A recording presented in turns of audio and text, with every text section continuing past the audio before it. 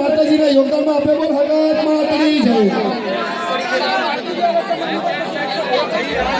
हमारे राजेश भाई केशव भाई राम नेत्रों द्वारा 151 पे आपे बोल हगत मातनी जय। अरे हमें तक बोलवा आयरू